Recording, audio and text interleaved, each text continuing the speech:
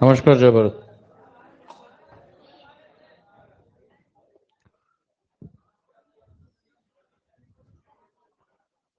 Solution start हो गया था। कंसंट्रेशन टर्म चल रहे थे, उसमें पहला ग्राम पर लीटर तक पहुंचे थे ना, यही हुआ था ना। चलिए आगे बढ़े।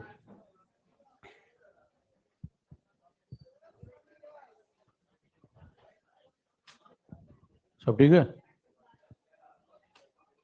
क्या ढूंढ रहे हो सर? कौन से पेन से लिखे आज?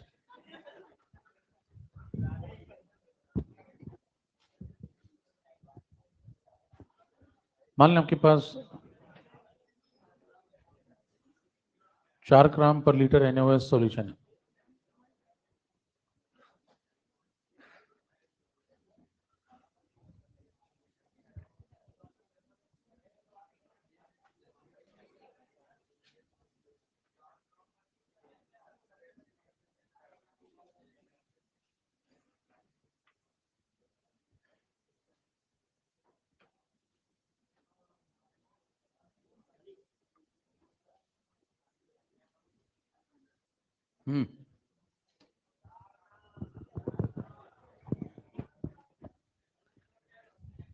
लौट आए भाई, लोग हैं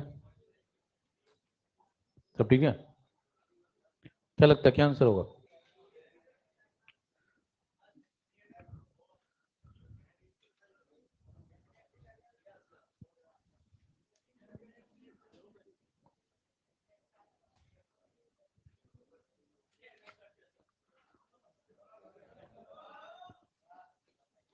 सही जवाब CNS। अब ये नहीं पूछना कि क्यों नहीं कह सकते, मजबूर हो या मन नहीं है।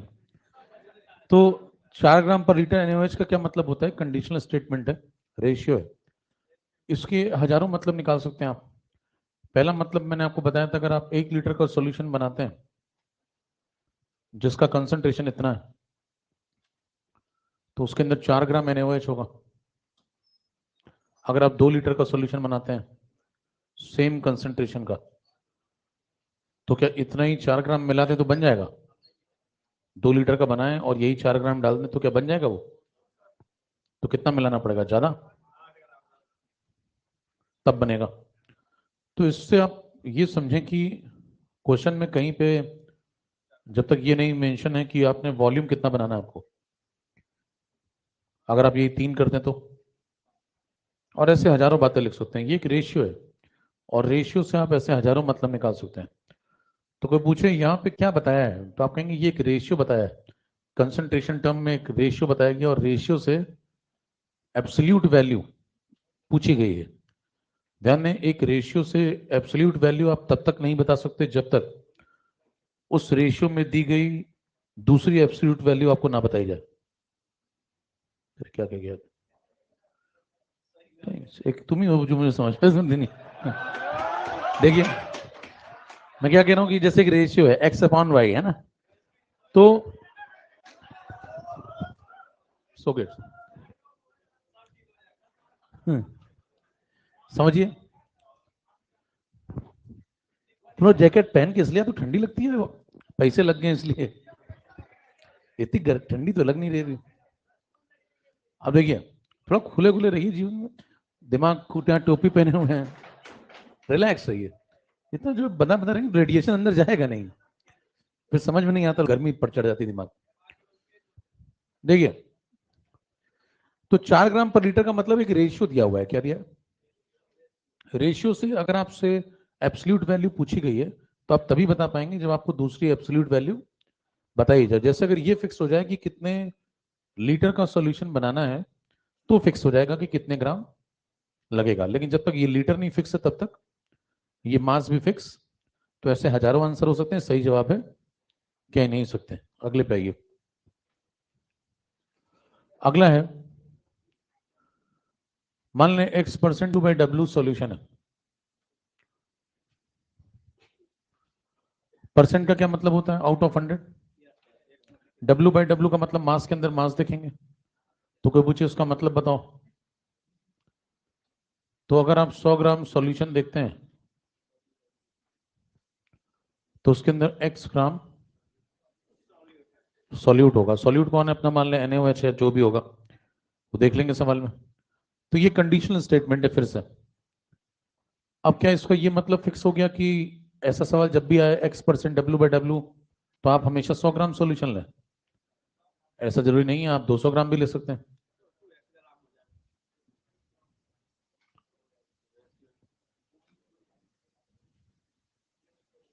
तो इसका मतलब ये भी एक कंडीशनल स्टेटमेंट है। ऐसा करेंगे तो फिर ऐसा होगा, वैसा करेंगे तो वैसा हो जाएगा। तो बताएं इस बात के आप कितने मतलब निकाल सकते हैं? ये भी ठीक है, इस बात का ये मतलब निकालें तो ये भी ठीक है, और ऐसे हजारों मतलब निकालें तो भी। लेकिन इन सभी बातों का सिर्फ एक ही मतलब है, अगर आप ये लिखते हैं तो इसका मतलब भी यही है, ये लिखते हैं तो इसका मतलब भी यही है।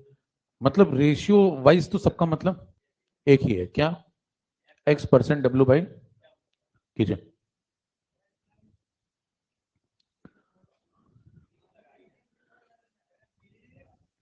सुनाई नहीं पड़ता आपको? पता है, कान में ऐसी टेक्नोलॉजी लगवाई हुई, प्लीज के बिना नहीं सुनाई पड़ता। और उसमें थोड़ा लगना चाहिए प्लीज जैसा होना चाहिए। मना कर देते हैं, क्या करें, ऐसा हो गया।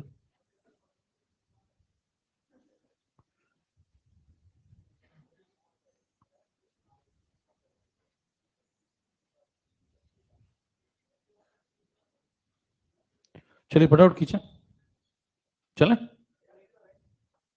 थोड़ा जल्दी नोट करें।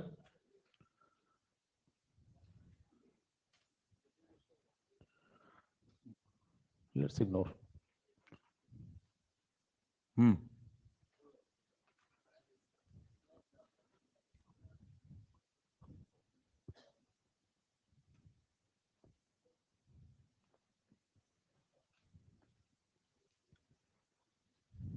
चलें।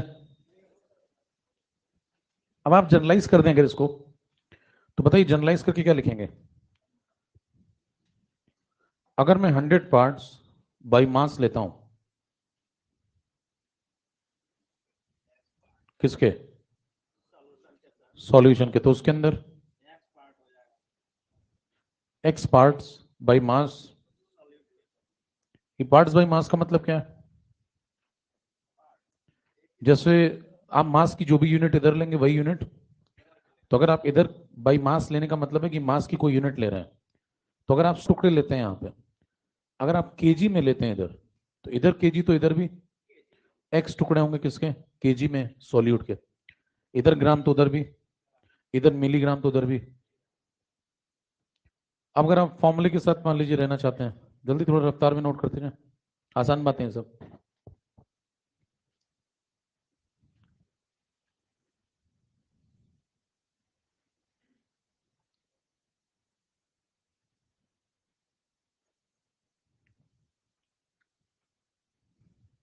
अब कई लोगों को फॉर्मूला पसंद होता है, तो फॉर्मूला ले लें। %W/W, ऊपर क्या लिखेंगे? मास किसका?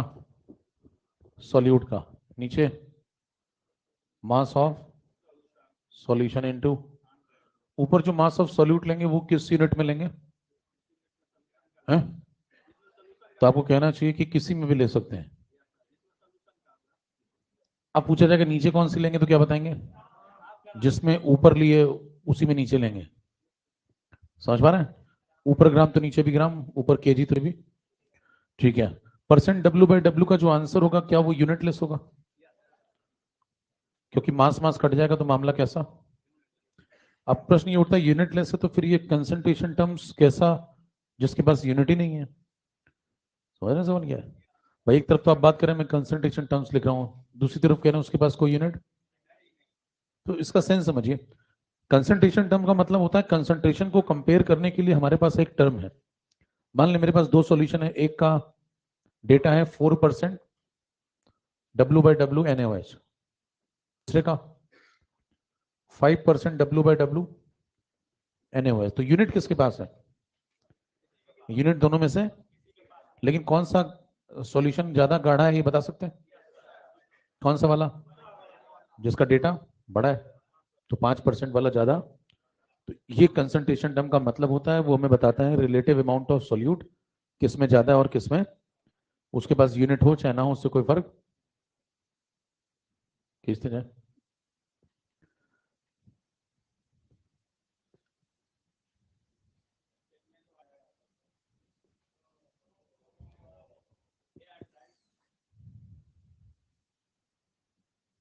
सब ठीक है।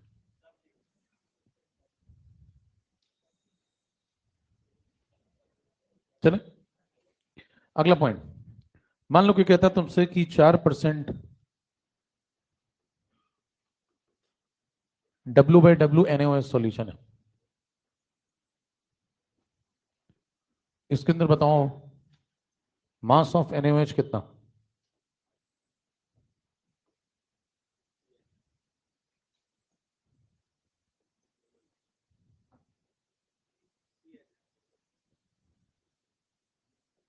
तो फिर से जवाब क्या होगा? कारण क्या है? आपने ये नहीं बताया कि सॉल्यूशन का मास कितना है। सॉल्यूट का मास हम तब बता सकते हैं जब ये फिक्स हो जाए कि सॉल्यूशन का कितना मास है। जैसे पीछे देखें, यहां पे सॉल्यूशन का मास कितना है। अगर आप 100 ग्राम का बनाते हैं और इसी कंसंट्रेशन का बनाते हैं तो कितना लेना पड़ेगा? एक्स। अगर आप 200 ग्राम का बनाते हैं और सेम कंसंट्रेशन का तो 2x। जैसे उस सवाल में अगर मान लो 100 ग्राम का सॉल्यूशन बनाओगे तो 4 ग्राम NaOH, 200 ग्राम का बनाओगे तो 8 ग्राम NaOH, सेम कंसंट्रेशन। आप सोच के देखिए, आपके पास एक कंसंट्रेशन दे दिया उसने। कंसंट्रेशन का मतलब क्या होता है? जैसे आप कलर बना रहे हैं कोई, तो आपने हरा कलर पानी में मिला दिया मान लो, तो आपको कहा इतना गाढ़ा बनाना है, बराबर। अब आप उतना गाढ़ा सिस्टम मान लें एक मग में बनाएं और एक बाल्टी में बनाएं, सेम कंसंट्रेशन होना चाहिए। तो क्या मग में भी आपने उतना ही कलर मिला होगा जितना बाल्टी में है? किस में ज्यादा मिलाना पड़ा होगा? बाल्टी में, क्योंकि बाल्टी पानी पानी ज्यादा है, तो सेम कंसंट्रेशन मेंटेन करने के लिए सॉल्यूट भी। तो जब तक आपको ये ना बताया जाए कि मग है या बाल्टी है, किस में बना रहे हो, तब तक आप ये नहीं बता सकते कितना हरा कलर मिलाना पड़ेगा उस कंसंट्रेशन को। यही सवाल है। तो बताइए, जब तक आपको दोनों में से कोई एक बात नहीं बताई उसने, जैसे सॉल्यूशन का मास उसने बताया नहीं, तो आप सॉल्यूट का फिर खींचते जाए।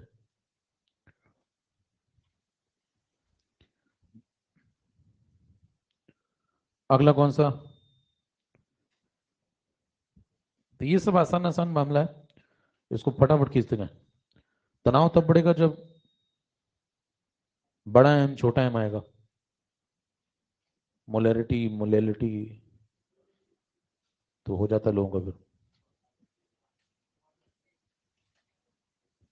चले तो अभी खींचते जाए फटाफट स्पीड में एकदम। अगला, X% W/V। क्या मतलब इसका? अगर हम 100 ml वॉल्यूम के अंदर क्या देख रहे हैं? मास। ऊपर मास से नीचे, तो अगर हम 100 ml लेते हैं किसका? सॉल्यूशन का, तो उसके अंदर X ग्राम मिलने चाहिए किसके? तो क्या इसका सिर्फ यही मतलब है या फिर और भी मतलब निकाल सकते हैं?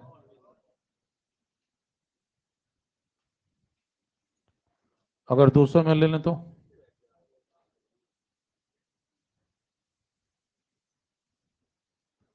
ऐसे आप हजारों मतलब लिख सकते हैं।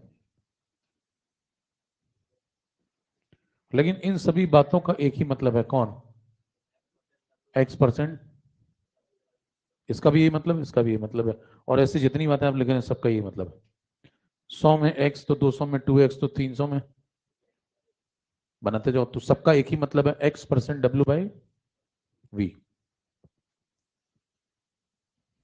फॉर्मूला चाहिए तो फॉर्मूला ले लें।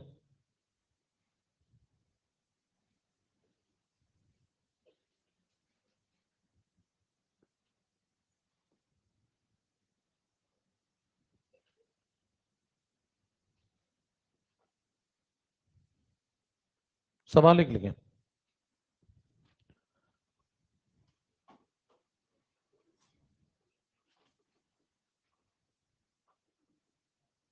ये चल रहा है और आपको कह रहा है 200 ml सॉल्यूशन बनाया मैंने।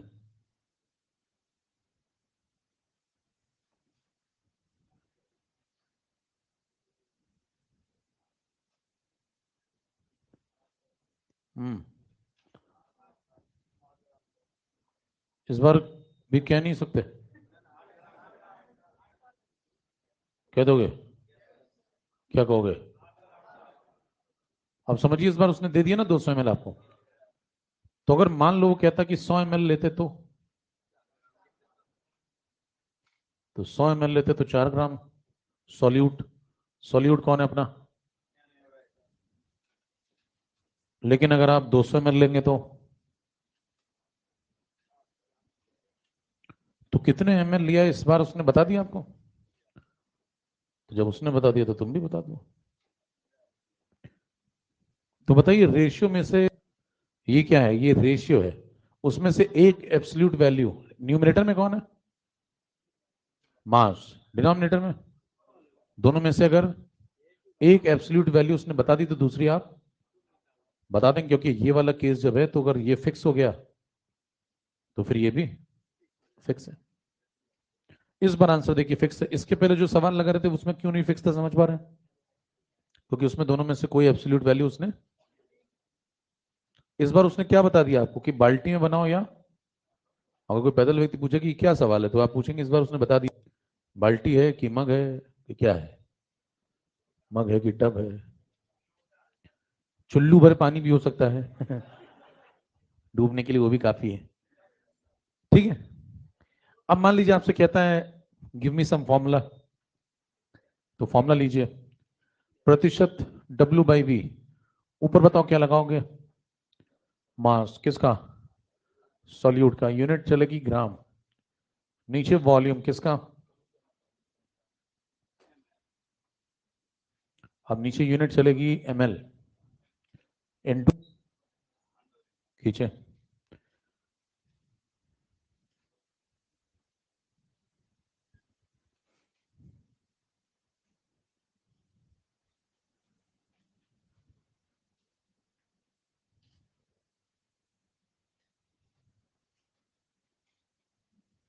लगातार पिन बदल रहे हैं लोग दबाव में पिन बदल लेते हैं। सवाल लिखें।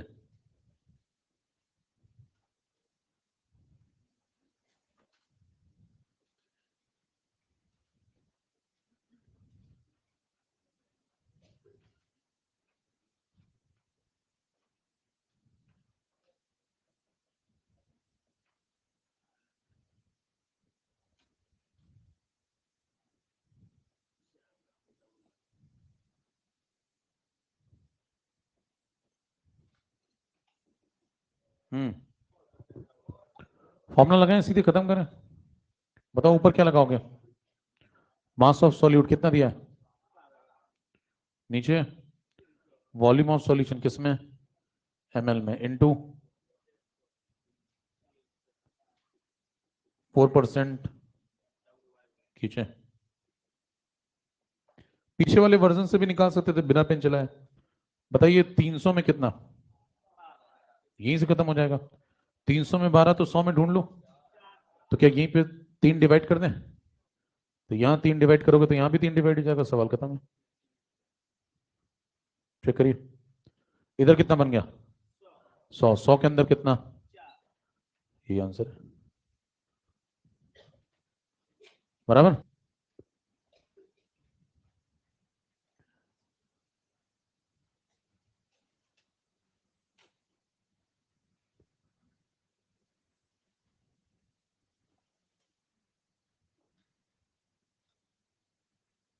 अगला V/V, चले, हो गया।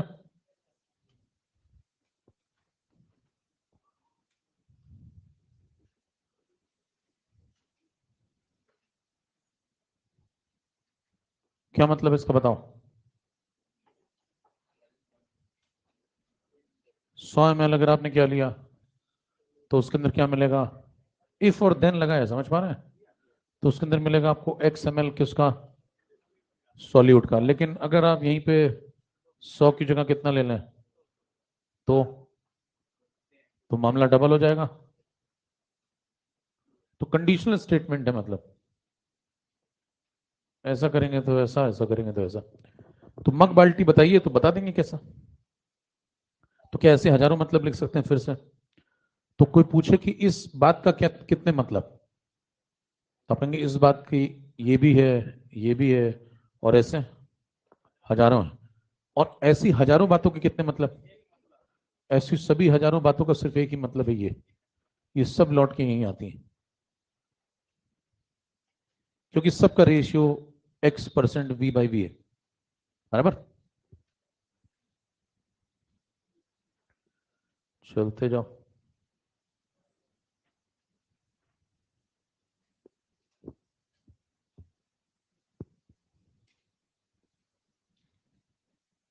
फॉर्मूला,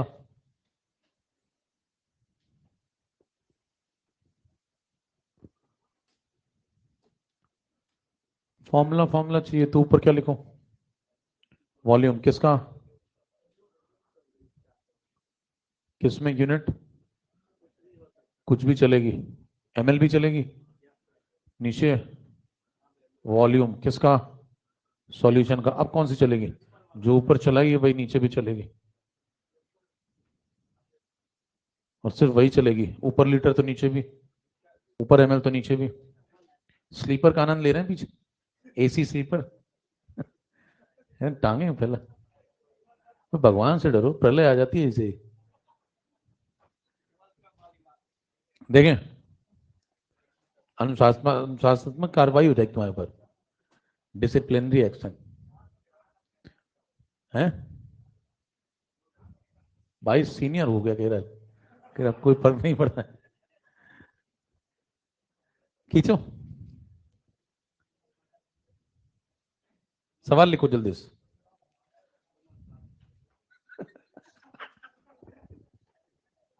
ये तगड़ा होता है, उम्र साथ नहीं दे रही।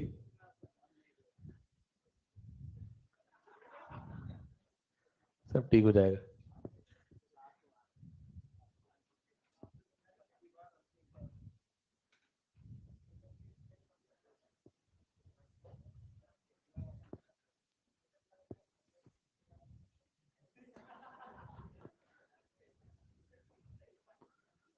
ये लगाओ, इस पर दिमाग लगाओ। 400 में 8, तो इससे सवाल में पेन नहीं चलाया जाता, पेन चलाना तो पैदल व्यक्ति है। 400 में 8 तो 100 में कितना, बस सीधा सवाल है। मैं कह रहा मैं फॉर्मूला लगाता हूँ, फॉर्मूला तुमको लगा रहा है, तुम थोड़ी फॉर्मूला लगा रहे हो, कई बार पता ही नहीं चलता। ठीक है, 400 में 8 तो 100 में कितना निकाल लो बस। 100 में कैसे निकालोगे, कहने इसको 4 बना लूं, 4 से डिवाइड कर दूं, 100 बना लूं इसको। इधर 4 डिवाइड होगा तो इधर भी खत्म, रेशियो ही तो है, खत्म है प्रश्न। 400 में 8, 100 में 2। अब आप बहुत ईमानदार व्यक्ति तो ये लगाते हैं, आम आदमी ये फॉर्मूला लगाता रहता है, कहते हैं आओ जरा लिखते हैं कुछ हो जाए। उधर लिखेंगे 8 ml, पहले फॉर्मूला लिखते हैं, नीचे लिखेंगे 400 ml इंटू 100, फिर काटेंगे ऐसे, कट तो कुछ और ही रहा है। खींचे, बताइए यूनिट है इसके पास क्या, क्यों, ऊपर भी वॉल्यूम नीचे भी, ठीक है, तो यूनिटलेस है मामला। अभी तक कितने यूनिटलेस आए, 3 आ गए, तीसरा कौन सा मिला बताओ हमें, कौन सा तीसरा मिला, एक मिला है W/W, दूसरा मिला है, जिनको तीसरा मिल गया वो जबरदस्त लोग हैं। आपने तीसरे को छुपा के रखी है, किसी को बताना मत।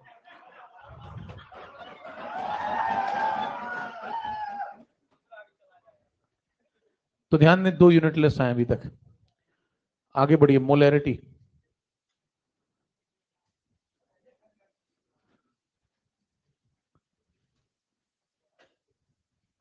फॉर्मूला,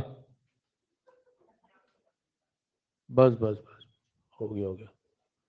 तुम लोग इधर उधर चले जाते थोड़ा,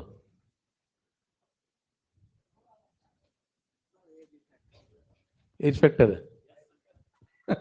ये भी ठीक बात है।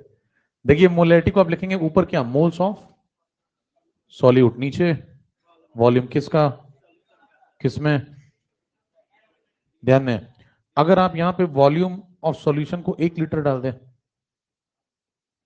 तो बताएं क्या हो जाएगा, then molarity will become equal to moles of, तो इससे एक परिभाषा बनती है, क्या मोलैरिटी किसके बराबर होती है? मोल्स ऑफ सोल्यूट के। लेकिन कब? जब सॉल्यूशन कितना हो। तो लिख लें बगल में, मोलैरिटी इज इक्वल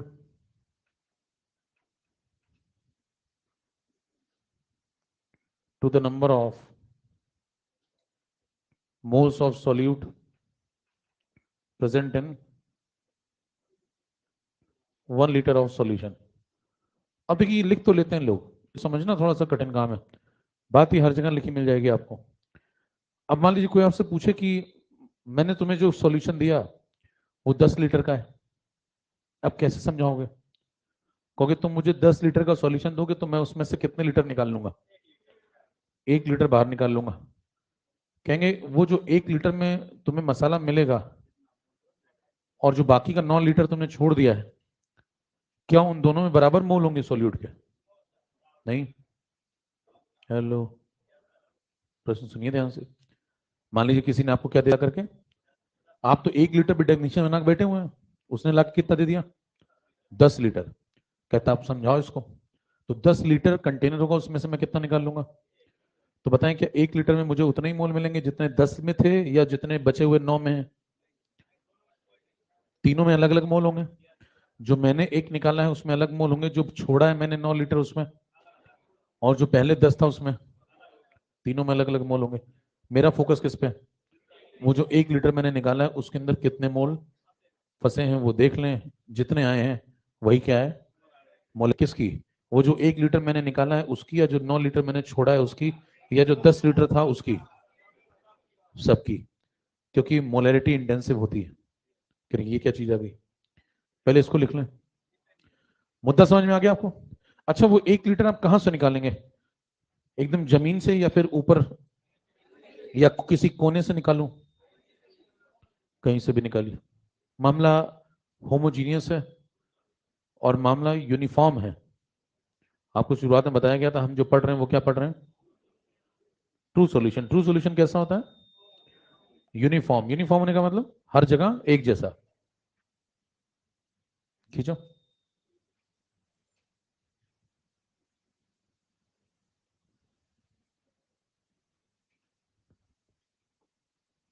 चलें फिर। मान लो आपसे कहता है कि मेरे पास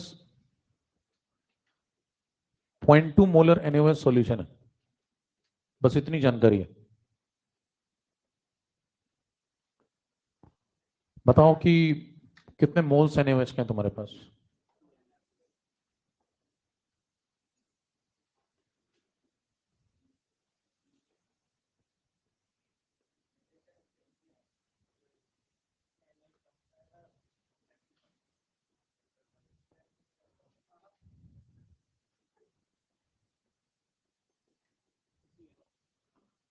हैं? बराबर है। क्यों? क्योंकि आपने ये बताया नहीं कि कितने लीटर का बनाया फिर से। अच्छा, मान लो मैं 1 लीटर का बनाता तो?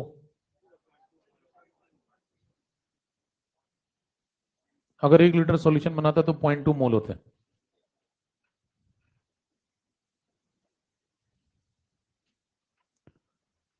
अगर 2 लीटर बनाऊं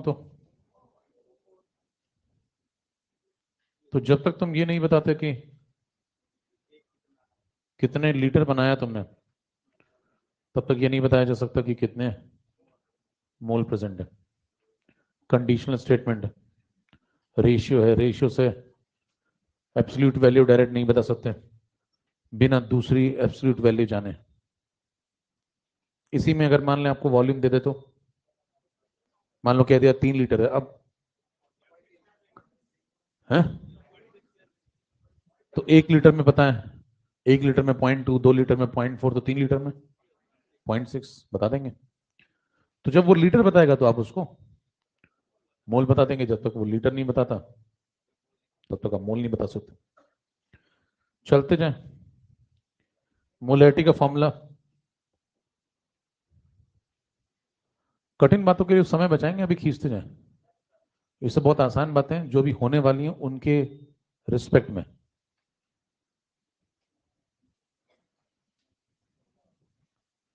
तो आसान बालों पे खेलें सही से, नहीं तो देगा ही था। ठीक है। तो molarity into volume in litre, इससे क्या जाता है? मोल। अगर मैं मान लो molarity into volume in ML कर दूं तो मिलीमोल्स। मिलीमोल मोल में रिलेशन, 1 लीटर में कितने एमएल, वैसे ही 1 मोल में 1000 मिलीमोल। खींचते जाएं।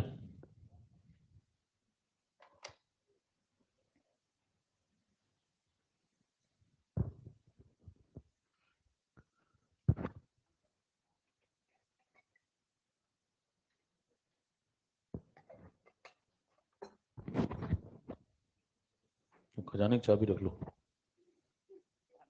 ऐश करो। चले, ढूंढ लेना, बदल जाएगा। आगे बढ़िए। मान लो आपसे कहता है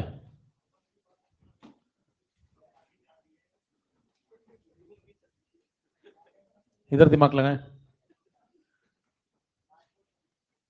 2 लीटर का सॉल्यूशन है। अब बताएं मोल्स बता देंगे क्या? अब बताना क्यों पॉसिबल है? क्योंकि दोनों में से एक एब्सोल्यूट वैल्यू उसने दे दिया आपको। तो इसीलिए देखिए कहा गया था पीछे, मोलैरिटी में जब क्या मल्टीप्लाई करते हो, वॉल्यूम इन, तो क्या आ जाते हैं? मोल्स। तो अगर आपको मोलैरिटी दी जाए और साथ में वॉल्यूम भी दिया जाए तो मोल बताए जा सकते हैं। तो मतलब भाई ये देखिए, ये क्या है? ये रेशियो है। रेशियो के साथ क्या दिया जाए? कोई एक एब्सोल्यूट वैल्यू दी जाए तो दूसरी एब्सोल्यूट वैल्यू हो जाएगी। मोलैरिटी कितनी? 0.2 वॉल्यूम, आंसर। तो इस बार डेफिनेट आंसर इस बार CNS नहीं है।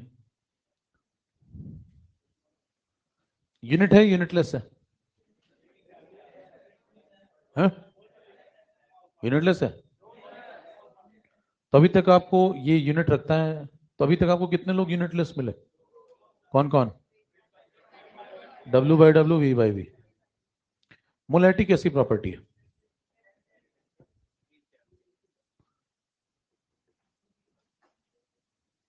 इंटेंसिव या एक्सटेंसिव? जितने भी कंसंट्रेशन टर्म्स होते हैं वो सब इंटेंसिव होते हैं। इंटेंसिव का मतलब क्या होता है ये?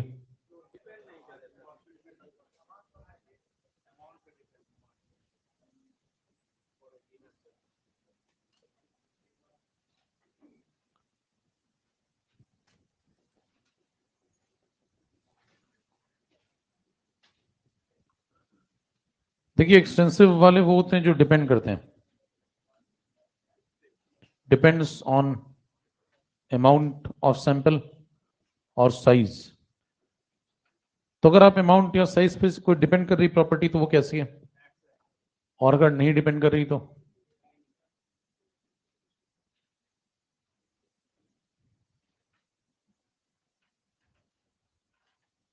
लेकिन ध्यान दें, यहां सबसे इंपॉर्टेंट चीज है, जब आप इंटेंसिव एक्सटेंसिव चेक करते हैं तो for a given sample check करना चाहिए। ये जनता भूल जाती है, सिर्फ ये पढ़ते हैं आगे वाली बात। गिवन सैंपल का मतलब है कि सैंपल से कोई छेड़छाड़, याद रखने का तरीका, जो ज्यादा डिपेंड डिपेंड करे। कहां थे तुमने, फोन नहीं उठाया है, खाना खाया नहीं खाया, सब एक से।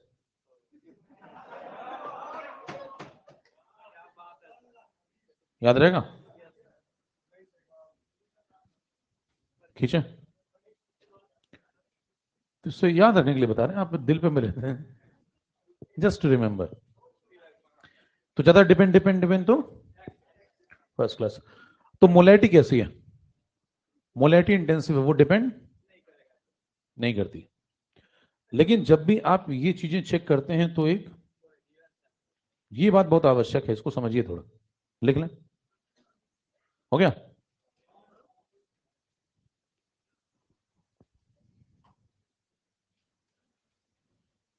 एक्सटेंसिव का कोई आसान सा एग्जांपल बताओ, एकदम सस्ता सा। सबसे सस्ता एग्जांपल मास। मास अगर आप देखें, एक सैंपल लिया आपने ऐसा, इस सैंपल का मास होगा मान लो 20 ग्राम।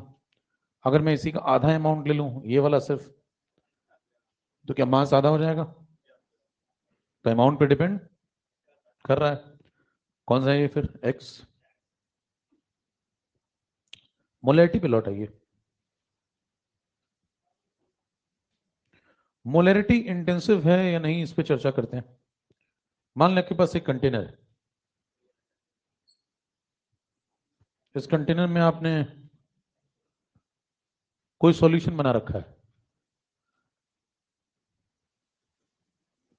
इसका डेटा आपको दिया हुआ है कुछ। मान लें इसके अंदर आपको 10 मोल सॉल्यूट है, 20 लीटर का सॉल्यूशन है। मोलैरिटी बताओ। 10/20, 1/2, तो ये आ गया 1/2 मोलर। फिर आपने क्या किया कि ये जो सैंपल है, इसमें चेक करने गए कि ये मोलैरिटी इंटेंसिव है या फिर ये आपका गिवन सैंपल। लेकिन जब भी आप इंटेंसिव एक्सटेंसिव चेक करें, तो पहली बात मैंने क्या बोली, सैंपल से किसी प्रकार की कोई छेड़छाड़। छेड़छाड़ का मतलब समझिए पहले, बाहर से कोई अंदर नहीं जाएगा, अंदर से कोई बाहर नहीं जाएगा। मतलब NaOH अगर आप चाहें 4 मोल बाहर निकालना, एक बाहर निकालना, वो पॉसिबल।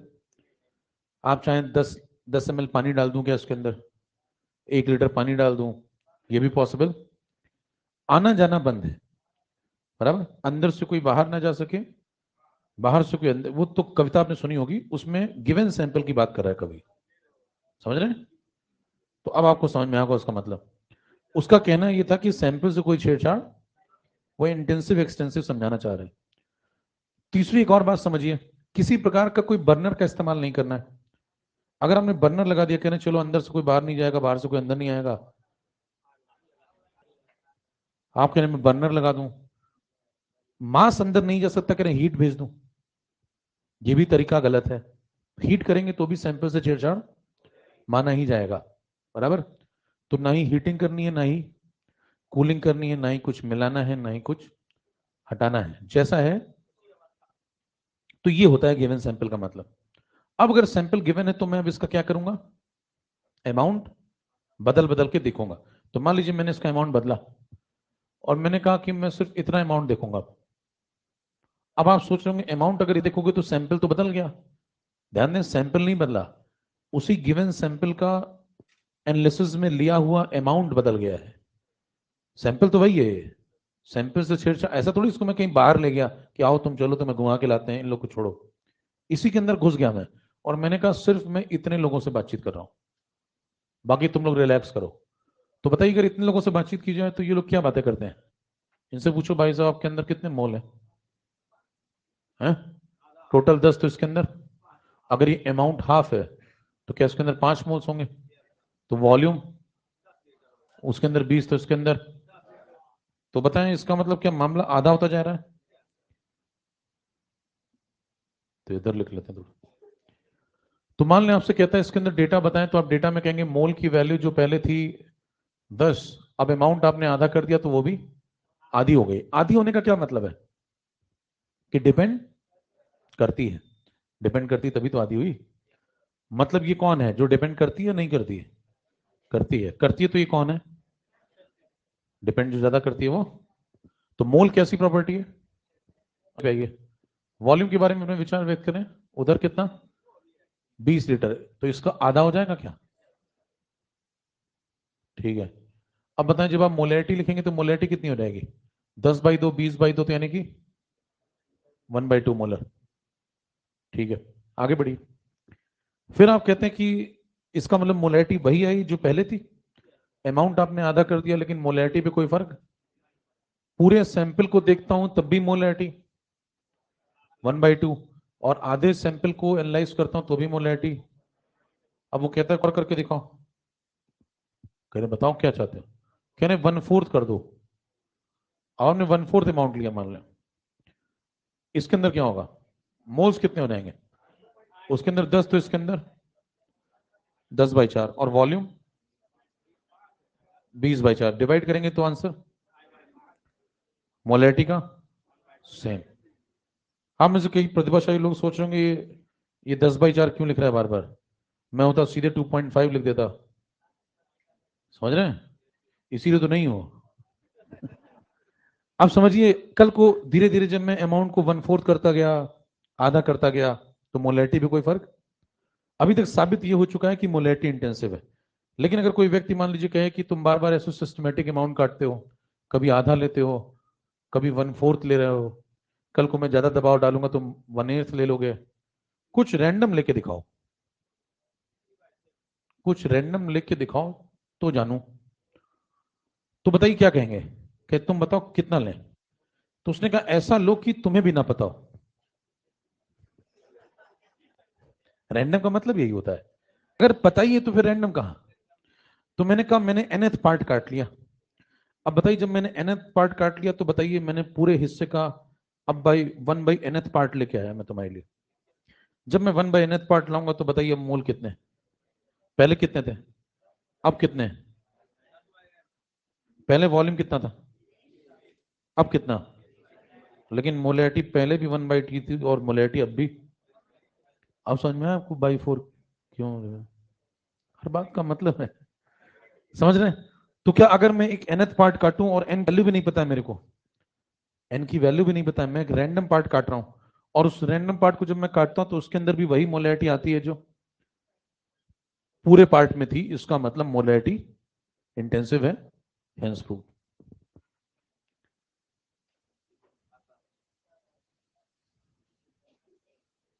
खींचे। अच्छा ये जो 1/nth पार्ट काटेंगे ये आप कहां से काटेंगे, नीचे वाले कोने से ऊपर वाले कोने से, कहीं से भी काटें, क्यों कोई फर्क नहीं पड़ेगा, क्यों नहीं पड़ेगा, क्योंकि हम जो पढ़ रहे हैं वो ट्रू सॉल्यूशन है, वो यूनिफॉर्म होता है, सिंगल फेज का सॉल्यूशन है। खींचे मामला। तो मोलैरिटी आपको समझ में आ गई होगी इंटेंसिव क्यों।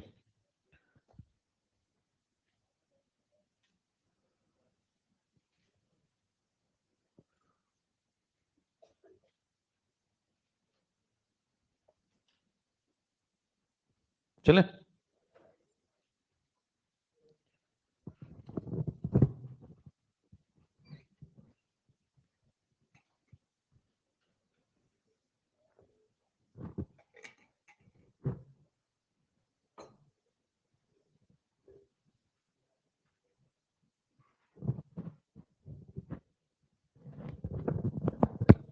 चलो भाई अगला सवाल।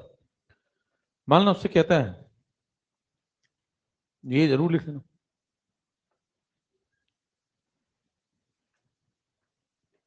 तो इसीलिए यहां पे देखिए आपको दिखा रहे थे पैटर्न, 10/4, 20/4, nth पार्ट लेंगे तो 10/n, 20।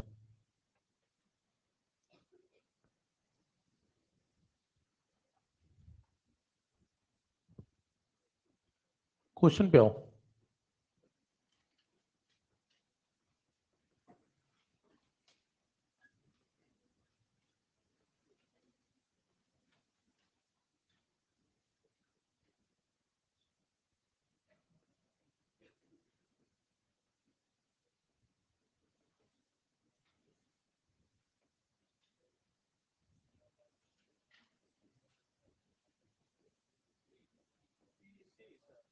आंसर बता रहा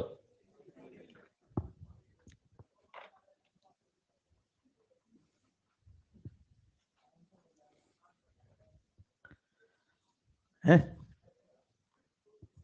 सब ठीक है। बताइए प्योर वाटर का मतलब क्या है, केवल पानी है, पानी के अलावा कुछ भी, पानी के अलावा कुछ भी नहीं है। तो बताएं जब आपके पास कोई सॉल्यूशन होता है तो उसकी मोलैरिटी कैसे निकालते हैं।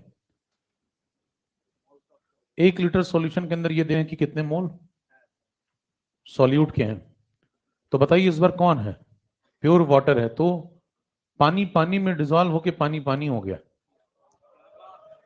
ये भी कविता सुनी होगी आपने, कविताएं बहुत सुनते हैं हम लोग। तो उसमें देखिए मैं पानी पानी हो गई, उसमें कवि का ये कहने का मतलब है कि वो प्योर वाटर की बातें कर रहा है। वो कहना चाहता है कि सॉल्यूट भी पानी है, सॉल्वेंट भी पानी है, और पानी पानी में डिजॉल्व होके तो सॉल्यूशन भी पानी है। तो बताइए यहां पे सॉल्यूशन की जगह आप क्या देखेंगे? 1 लीटर का पानी का, क्योंकि वही सॉल्यूशन है। और यहां पे सॉल्यूट की जगह मोल देखेंगे किसके? पानी, क्योंकि वही सॉल्यूट है। तो अगर ये फिल इन द ब्लैंक भर दें तो मोलैरिटी, तो हमारा फोकस किसके ऊपर होना चाहिए? 1 लीटर पानी के अंदर फोकस करिए। 1 लीटर पानी मतलब 1000 ml पानी। 1000 ml पानी मतलब 1000 ग्राम पानी। क्यों? पानी की डेंसिटी 1 ग्राम/ml। 1000 ग्राम पानी का मतलब 1000/18 मोल पानी। इसका मतलब 55.55 मोल पानी। तो फिल इन द ब्लैंक भर दिया आपने?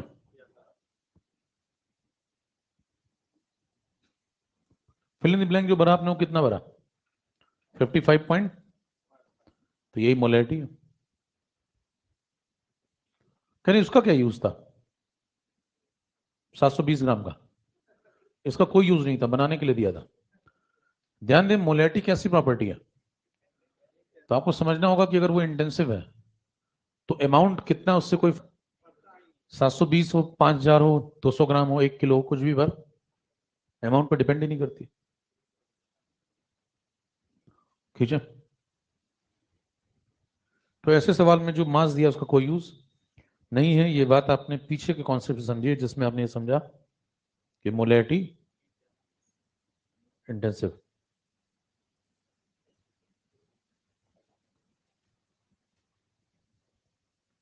चलें?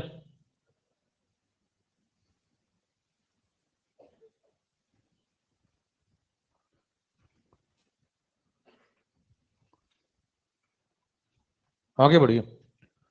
मोलैरिटी इंटेंसिव प्रॉपर्टी, तो उसके एक और कॉन्सेप्ट को चेक करें। मान लो आपके पास एक कंटेनर है, इसके अंदर आपने एक सॉल्यूशन भर रखा है।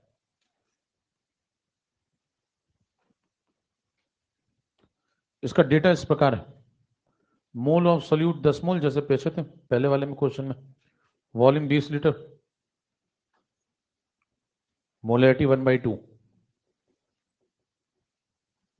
मान लो इसके अंदर मैंने पानी मिला दिया। पानी मिलाने, बताइए अमाउंट बढ़ेगा या घटेगा?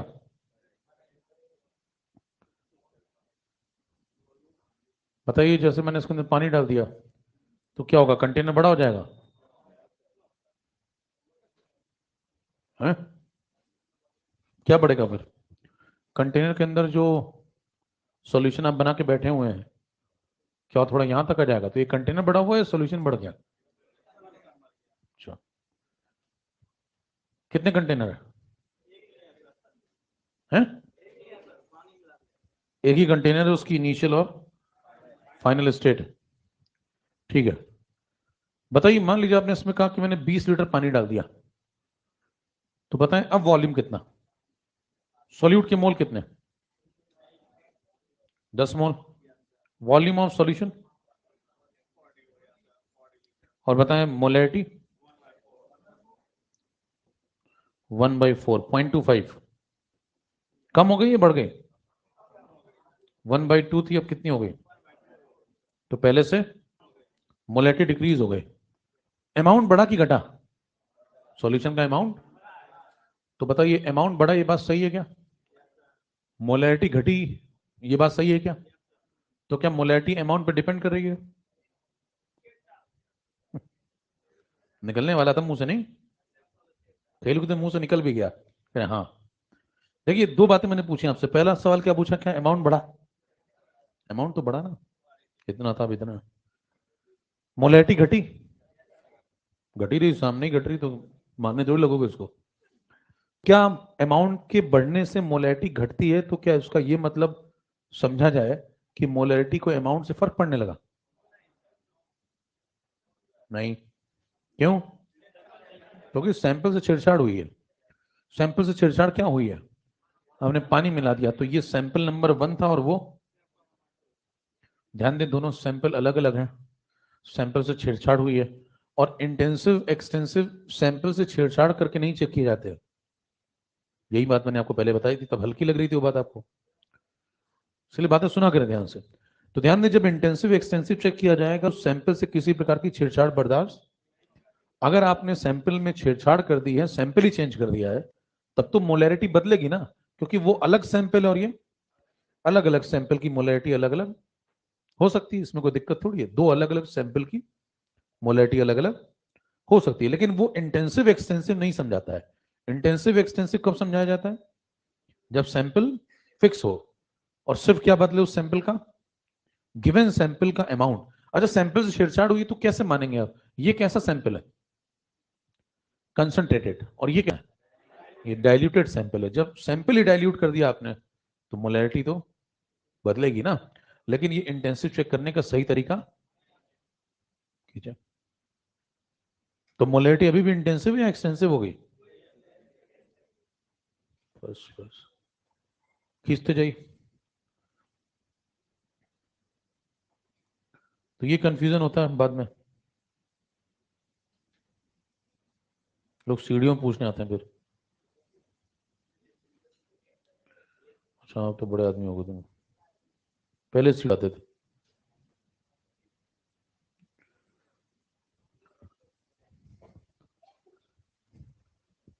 चलें।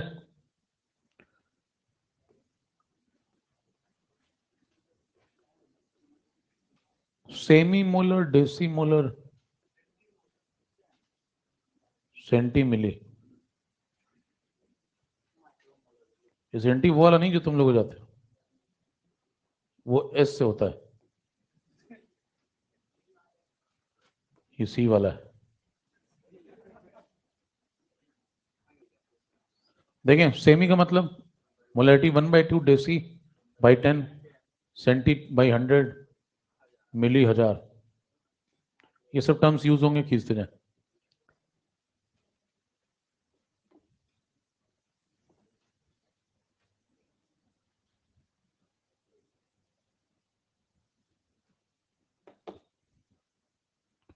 फॉर्मेलिटी पे आइए।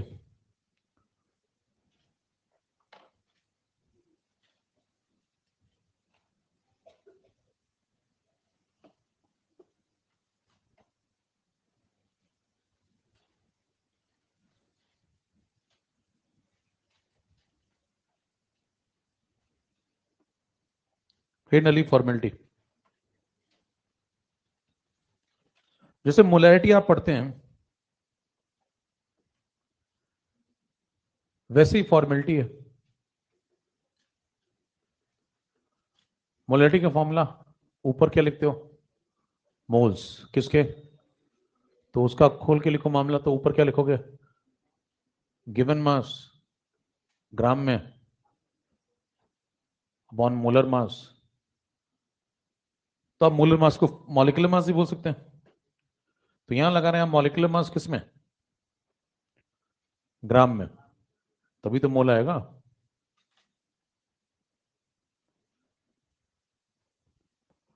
फिर क्या करोगे?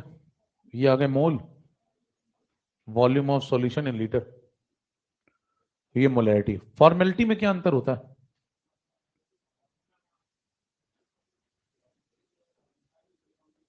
तो ऊपर इस बार आप लगाएंगे सेम गिवन मास सॉल्यूट का। तो ये फॉर्मूला मास क्या होता है, इस पे चर्चा करेंगे नीचे। जहां पे मॉलिक्यूलर मास था वहां क्या आ गया? बाकी कहानी एक जैसी है। तो फॉर्मूला मास की आवश्यकता क्या है? क्या चीज है ये? और फॉर्मेलिटी पटा क्यों जाता है? मोलैरिटी से काम क्यों नहीं चल गया? इस पे क्यों आना पड़ा? कभी कभी कुछ ऐसे सॉल्यूट होते हैं जिनमें फॉर्मूला सॉल्व के अंदर चेंज हो जाता है, क्योंकि वो डाइमराइजेशन वगैरह कर लेते हैं। सवाल लिखें।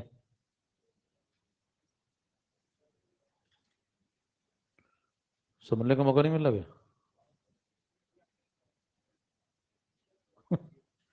गियर चेंज हो जाते हैं कभी भी आप, है ना।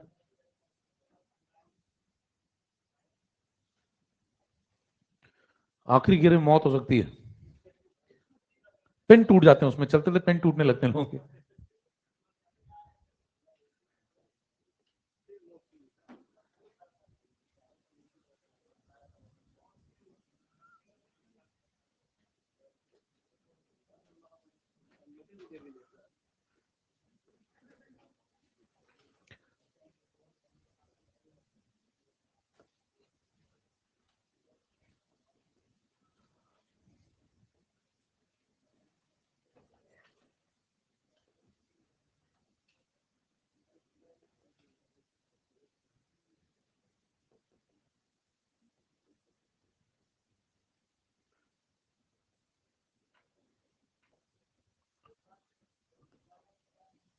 सब ठीक हो जाएगा, इधर दिमाग लगाओ।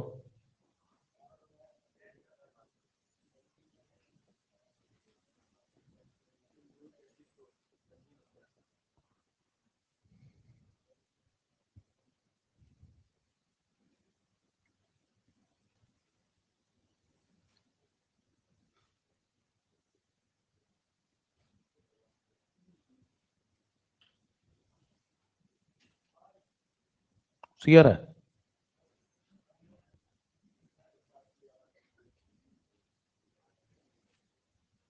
क्या नहीं, सी का ए आ रहा है।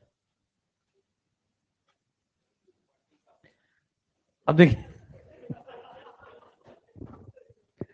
लिखें, बयान लिखें पहले। व्हेन ओइक एसिड, बयान बयान लिखें बिना मुंह खोल के। व्हेन ओइक एसिड समझते हैं, बेंजोइक। तो when oic acid is dissolved in benzene, then it will form dimer. Oic acid is dissolved in benzene, then it will form dimer. तो क्या कहना चाह रहा है, कभी समझिए। जैसे मान लें आपके पास सॉल्वेंट बेंजीन है और इसके अंदर आपने मिला दिया कोई ओइक एसिड,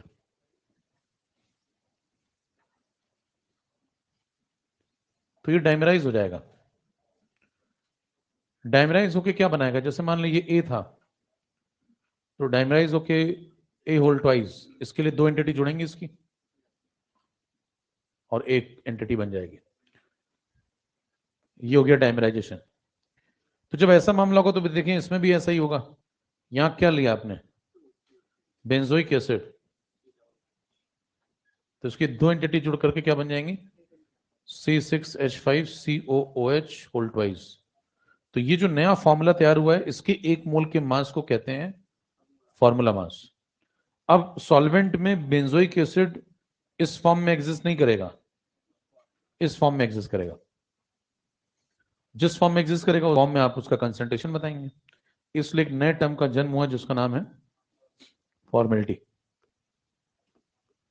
तो ये अपना कौन है, ये सॉल्वेंट है। तो बाहर से आपने जो मिलाया हुआ एसिड वो सॉल्यूट है। आपको बताना है फॉर्मेलिटी कितनी। फॉर्मेलिटी निकालने के लिए आप फॉर्मूला मास निकालना है। यहाँ पे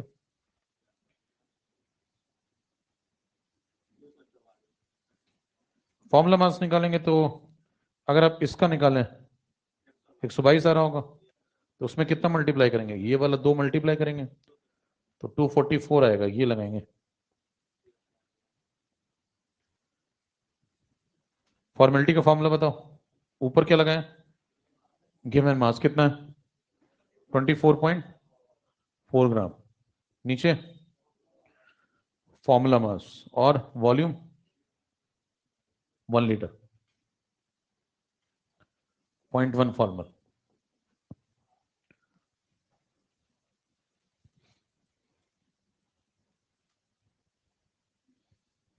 तो ए आ रहा है, ए आ रहा है तो सी नहीं है, ठीक है। तो सी है तो ए आएगा ही नहीं। तो नॉर्मेलिटी पे आ जाइए।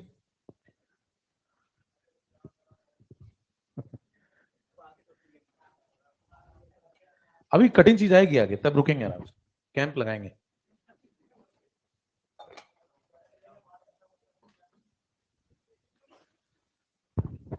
अभी तो कठिन खेल शुरू नहीं हुआ, अभी नॉर्मेलिटी पे आइए।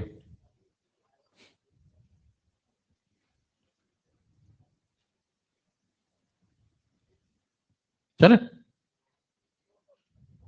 अरे हो गया, कितना नोट कर रहे हैं अभी, सकल दिखे हाँ। सबसे धीमा कौन प्रतियोगिता का विनर है।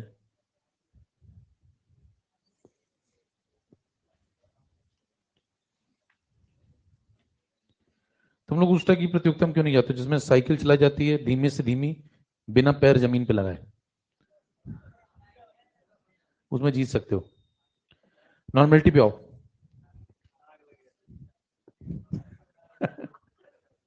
अगला कार्यक्रम है। भयानक धीमे नोट करते हो भाई साहब। नॉर्मेलिटी, नॉर्मेलिटी का मतलब एन, डिफाइन करिए इसको। ऊपर लिखेंगे ग्राम इक्विवेलेंट्स ऑफ सॉल्यूट, नीचे volume of solution in litre. Gram equivalent में बात पहले भी हुई है, कोई याद नहीं आता। मैं नया टेस्ट शुरू कर रहा हूं। हो चुकी ना इलेक्ट्रो में, काफी बात हो गई है। 3 तरीके होते हैं, N into B, W by, mole into N factor. अरे हुआ है सब, ठीक है। तो बताएं इसको थोड़ा शॉर्टकट में लिख लें। ऊपर क्या चल रहा है? ग्राम इक्विवेलेंट सॉल्यूट के, नीचे वॉल्यूम सॉल्यूशन लीटर। अगर आप नीचे वाली डेटा को 1 लगा दें तो, अगर इसको 1 लीटर डाल दें तो क्या नॉर्मेलिटी ग्राम इक्विवेलेंट के बराबर रहेगी? तो बताइए नॉर्मेलिटी की डेफिनेशन क्या बनी? Normality is equal to the gram number of gram equivalent of solute present in 1 liter of solution। लिखें?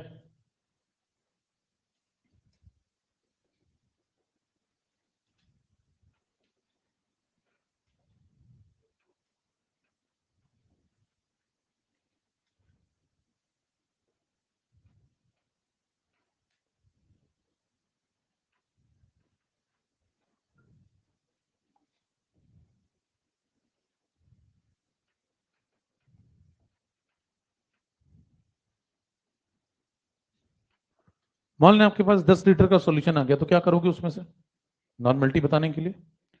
1 लीटर बाहर निकाल लेना और चेक करना उसके अंदर सॉल्यूट के कितने ग्राम इक्विवेलेंट फंसे। वही क्या होगी नॉर्मेलिटी? किसकी? जो 1 लीटर निकाला है उसकी, या जो बाकी का छोड़ दिया है उसकी, या जो पहले था सबकी? इंटेंसिव।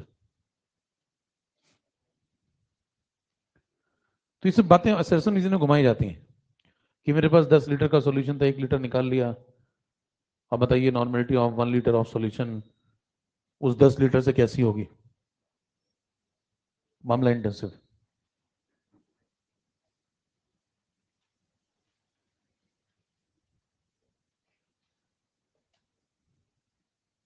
चलते जाए।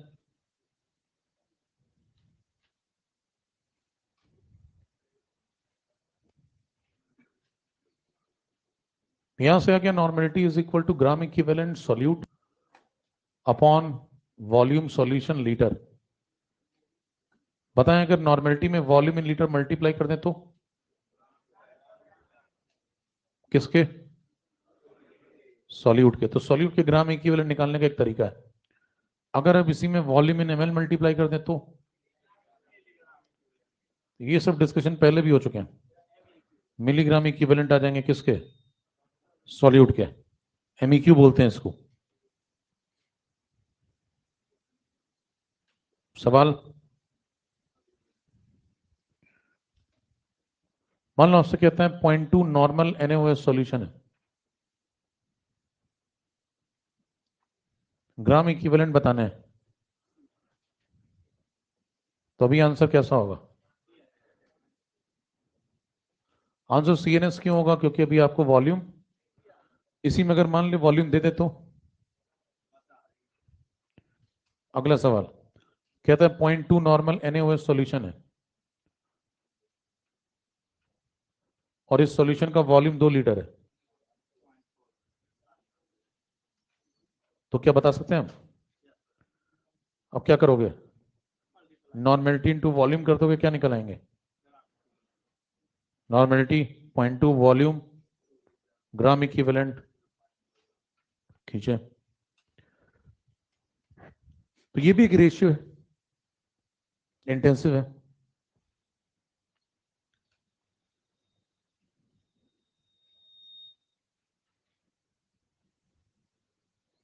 जहां पे ग्राम इक्विवेलेंट पढ़ाया था आपको वो निकालें। ये तो मुश्किल काम हो गया।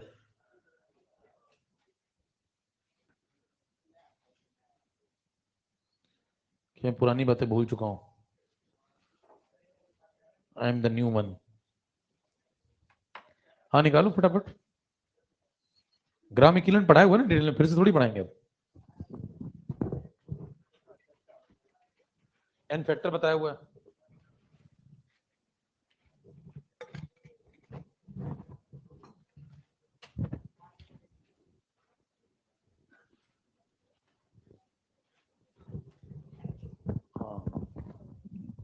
ग्राम इक्विवेलेंट के नाम वगैरह लिखे होंगे, 3 प्रकार के नाम। नंबर ऑफ इक्विवेलेंट पूछा हो, नंबर ऑफ ग्राम इक्विवेलेंट पूछा हो, नंबर ऑफ इक्यूज पूछा हो।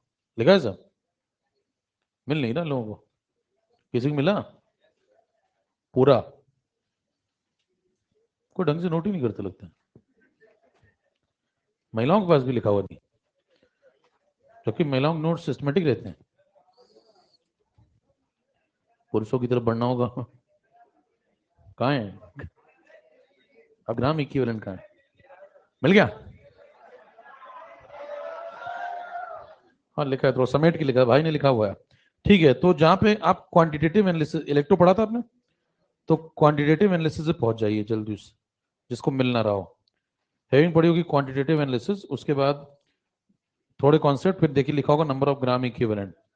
निकालने के 3 तरीके, पूरा डिस्कशन है वहां पे। ग्राम इक्विवेलेंट में कितने मिलीग्राम इक्विवेलेंट होते हैं? 1000, है ना। क्वांटिटेटिव एनालिसिस, जहां पे इलेक्ट्रोलिटिक सेल स्टार्ट हुआ था। तो इससे बातें हो चुकी हैं, इस पर दोबारा चर्चा करने की जरूरत। एन फैक्टर भी आपको पता है, एसिड का एन फैक्टर, प्रोटॉन देख लो, बेस का ओएस देख लो, ये सब पता है मामला, कर चुके हैं। तो आगे बढ़ जाइए तुरंत, एक फॉर्मूले पे आ जाए तुरंत, S is equal to any, बिना समय गवाते हुए। सब है आपकी कॉपी में, अगर आप थे उस समय तो। कंडीशनल स्टेटमेंट है, S is equal to any. S कौन है यहां पे? इस पे आ जाए तुरंत।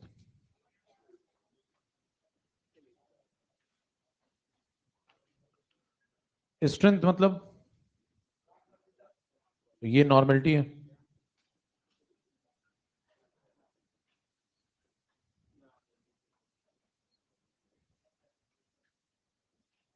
तो ये इक्विवेलेंट वेट है, नॉर्मेलिटी के फॉर्मूले से ही आया है ये।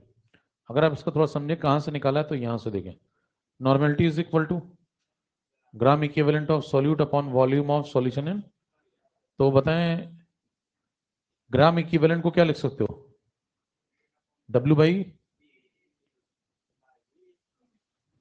नींद आ रही? लेट जाओ यहाँ। ये नींद आ रही है।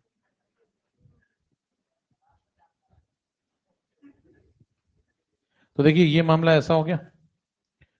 अब देखिए डब्ल्यू बाई वी क्या बन गया, ये डब्ल्यू किस में है? ग्राम में, और वी किस में? लीटर में। तो क्या ये मामला देखें स्ट्रेंथ बन गया? तो ये एस बन गया, ई इधर आ जाएगा, तो एस इज इक्वल टू, खींचे, यहां से आया।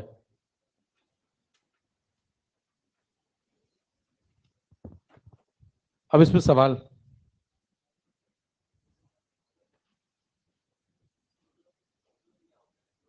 फॉर्मूला है, ग्राम पर लीटर में कंसंट्रेशन है।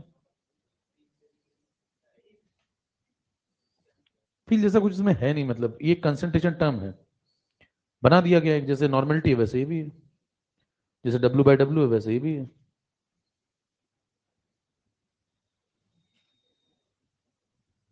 सवाल, बहुत ज्यादा हर चीज ने फील मत लिया करो। समझ रहे हो? हमसे पूछ लिया कहाँ कहाँ लेना है फिल्म, बता देंगे। फाइंड आउट द स्ट्रेंथ, सवाल लिखें, लिस्ट बनवा देंगे, लिखवा देंगे लास्ट। फाइंड लिखें, सवाल लिखें। Find out the strength of H2SO4 solution which has normality. Find out the strength of H2SO4 solution which has normality equal to 0.1 normal. Return में ले लो, शॉर्टकट में लिख देते हैं। स्ट्रेंथ बतानी है आपको, है ना, किसकी?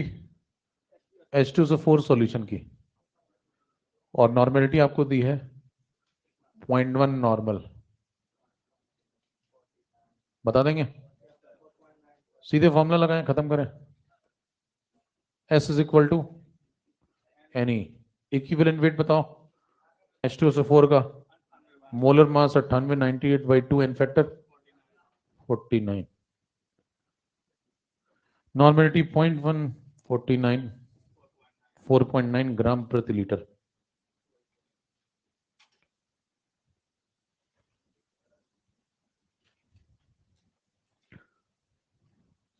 रिलेशन बिटवीन, अगला पॉइंट क्लियर। तो फॉर्मूला ऐसे इस्तेमाल होता है।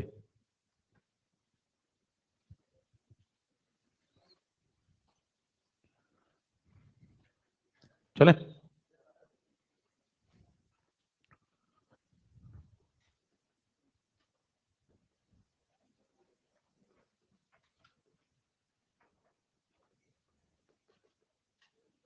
बड़ा एम और बड़े एन में क्या रिलेशन है ये बताएं। अभी आपने पीछे पढ़ा था, मोलैरिटी में वॉल्यूम इन लीटर मल्टीप्लाई कर दो तो मोल्स आ जाते हैं, किसके?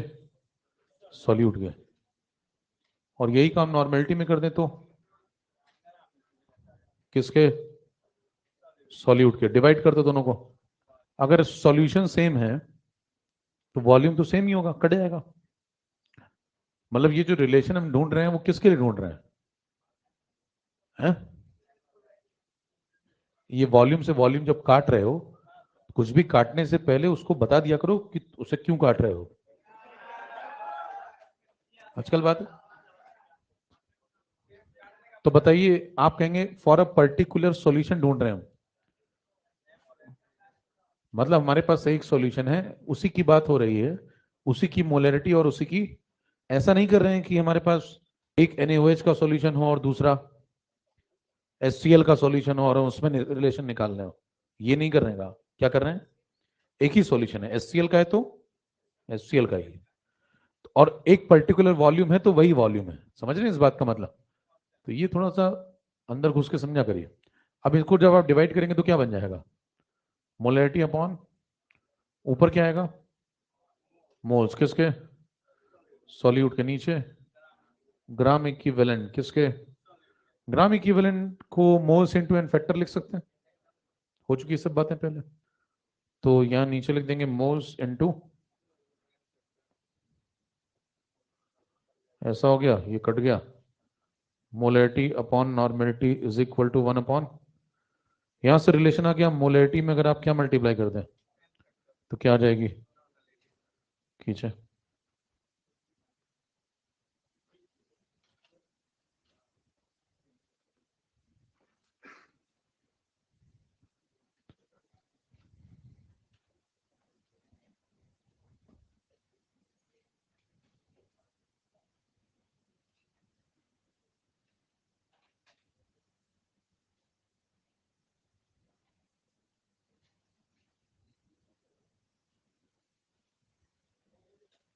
मोल ही चल रहा है, मानो तो मोल, मानो तो सॉल्यूशन।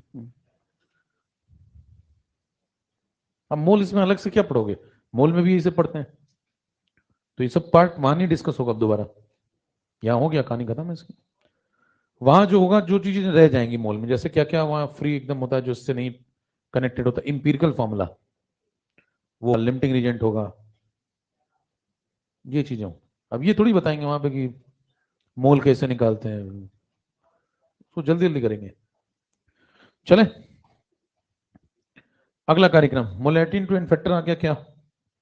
नॉर्मेलिटी।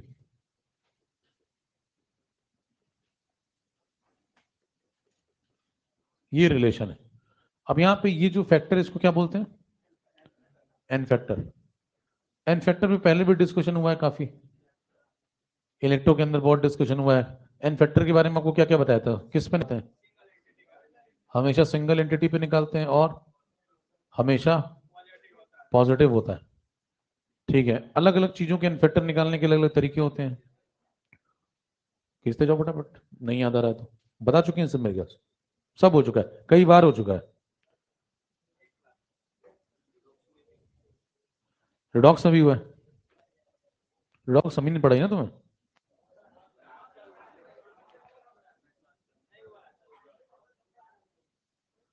अच्छा, तो इलेक्ट्रो में तो कैसी बातें करते हो, भगवान से डरो। अब देखो, इलेक्ट्रो में पढ़ा चुके हैं, सब हो चुका है इलेक्ट्रो में, आप अगर आए हो तो आपके कदम यहाँ पड़े हो तो। अब देखिए, एन फैक्टर को थोड़ा और समझ लें, क्योंकि एन फैक्टर जानना आवश्यक है। तो एन फैक्टर हमेशा सिंगल एंटिटी पे निकालते हैं, सबके एन फैक्टर निकालने के अलग अलग सॉल्यूशन। चैप्टर में आपको 3 लोगों के एन फैक्टर की आवश्यकता सबसे ज्यादा पड़ने वाली है, एसिड का, बेस का और इन तीनों के एन फैक्टर निकालने के अपने अलग अलग तरीके हैं। कोई अगर एसिड का एन फैक्टर पूछे कैसे निकालोगे, number of removable H plus ion देख लो, जितने H प्लस वो निकाल सकता है वही उसका। लेकिन हमेशा जब भी देखोगे तो कितनी एंटिटी पे देखोगे, सिंगल एंटिटी पे। तो अगर एसिड की एंटिटी ले रहे हैं तो कितनी लेंगे, एक। बेस की भी ले रहे हैं तो, सॉल्ट की भी ले रहे हैं तो, बेस का कैसे, number of removable OH negative. Salt में, सॉल्ट के एनफेक्टर कैसे निकालोगे, सॉल्ट की एक एंटिटी को तोड़ देंगे। तो जब भी इन सब में कभी भी चर्चा करेंगे तो इन सब की कितनी एंटिटी ले लेंगे और उसको ब्रेक करेंगे। एक एंटिटी सॉल्ट को जब तोड़ेंगे तो उससे कैटायन बनेगा और total positive charge present on cation देख लें, या फिर टोटल नेगेटिव चार्ज।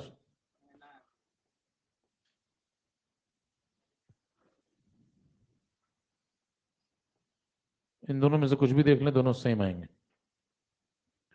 सेम क्यों आएंगे, क्योंकि सॉल्ट इलेक्ट्रिकली न्यूट्रल होता है। ध्यान दें क्या बोला गया, सॉल्ट न्यूट्रल नहीं होता, ये नहीं बोला गया। सॉल्ट तो एसिडिक भी होते हैं, सॉल्ट इलेक्ट्रिकली न्यूट्रल होता है।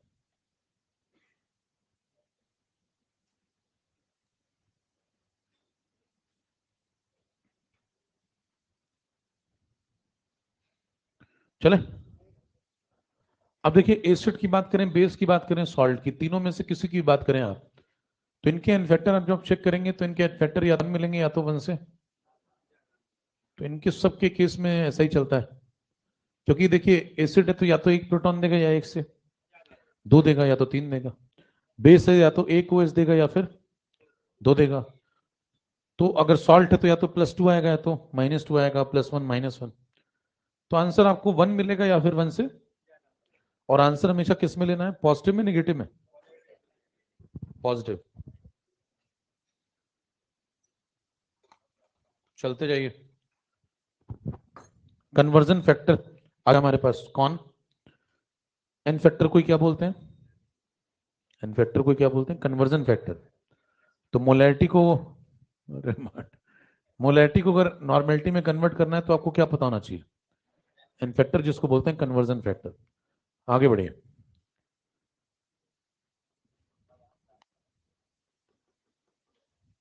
अगर आप एसिड के लिए बात कर रहे हैं, बेस के लिए बात कर रहे हैं,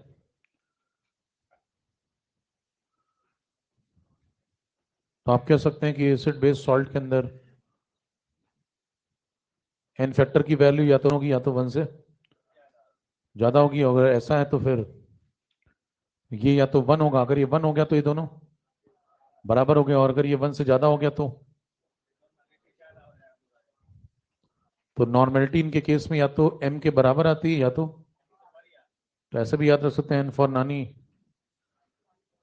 M फॉर मम्मी। अबे भगवान से डरो, नानी मम्मी से बड़ी मार ही डाला बे तुमने।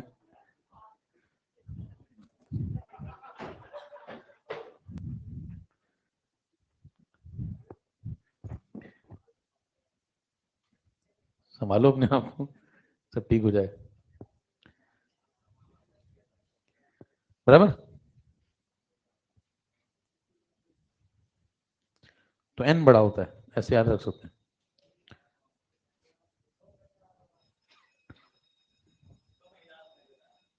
हो गया, चलिए नेक्स्ट टाइम पे करेंगे, काफी खिंच गया आज।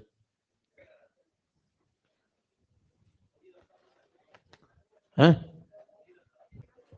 अब ऐसा ही चलेगा भैया, स्ट्राइक रेट बढ़ चुका है, समझ रहे हैं?